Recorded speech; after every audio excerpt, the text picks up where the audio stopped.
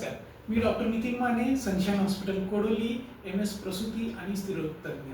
आज आपण महत्त्वाच्या विषयावरती बोलत आहोत, म्हणजे गर्भाशयाच्या गाठी, युटराईन फायब्रॉइड्स। युटराईन फायब्रॉइड्स, गर्भाशयाच्या गाठी ह्या कर्करोगजन्य म्हणजे कॅन्सरस अशा नसतात। बहुतांशी गाठी ह्या नॉन कॅन्सरस असतात।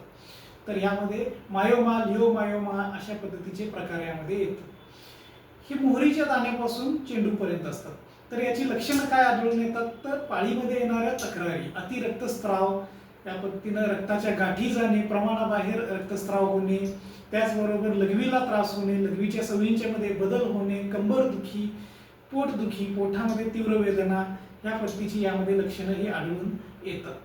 त्याचबरोबर याच्यामध्ये कारणं काय असू शकतात, तर हार्मोन्सची कारणं, इस्ट्रोजन, प्रोजेस्टेरॉन यांचा बॅलन्स बिघडणे, यांच्यामध्ये निर्माण झालेले असंतुलन हे कारणीभूत राहतं। अनुवंशिक गोष्टी कारणीभूत राहतात, म्हणजे बहीण, आई किंवा रक्ताच्या जवळच्या नात्यामध्ये असणारे महिलांच्या मध्ये जर का हा आजार दिसून येत असेल तर याची शक्यता ही राहू शकते।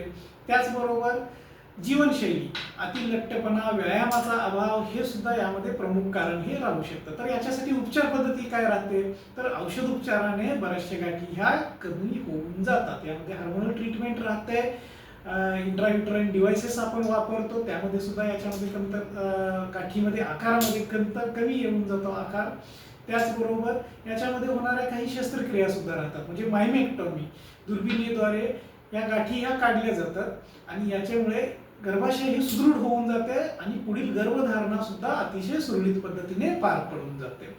त्याचबरोबर जर का गाठीचा आकार जर प्रमाणाबाहेर मोठा असेल, रक्तस्राव अति झाला असेल, जीवावर बेतणारी जर कंडिशन असेल, तर अशा वेळेमध्ये गर्भाशय काढण्याची शस्त्रक्रिया सुद्धा करावी ही लागते। तर आरोग्य हीच संपदा हे गृहीत धरून प्रत्येकानं वेळेत ह्यामध्ये होणाऱ्या ज्या तक्रारी, आढळणाऱ्या तक्रारी त्याच्याकडे दुर्लक्ष न करता योग्य पद्धतीने डॉक्टरांचे मार्गदर्शन घेणे हे गरजेचे राहते।